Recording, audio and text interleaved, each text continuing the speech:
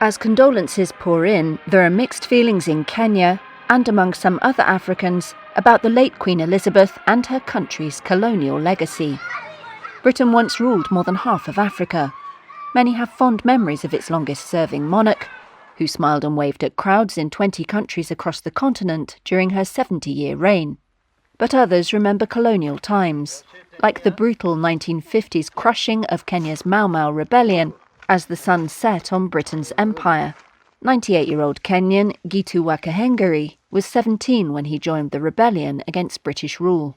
He says he mourns Elizabeth as a human being, but won't forget being detained in a camp by British forces, beaten and denied food.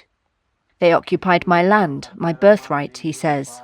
I am not a believer of forgetting. Therefore, we will say, okay, you did what you did. You have said you have written an apology, a regret letter. If you want to apologize in the future, you can do so.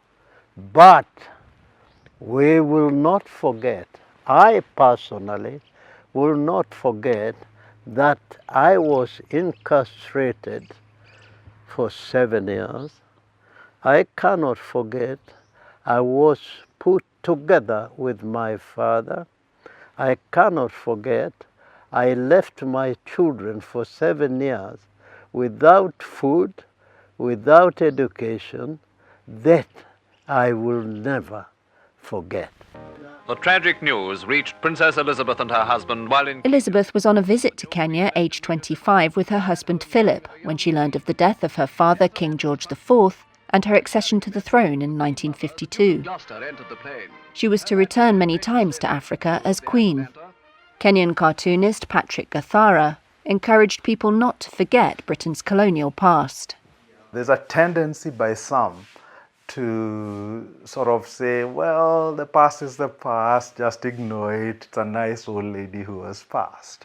But I'm also encouraged by the fact that there's quite, especially online, quite a vocal a number of people who are refusing to be taken in by this. We're insisting that no, the history has to be told as it is. We've got to remember it as it is, and especially now, when all these tributes are flowing, when all the when the fundamentals of that history are being laid down, that we don't accept to be erased any longer, that our stories have to be included in there, the good along with the bad.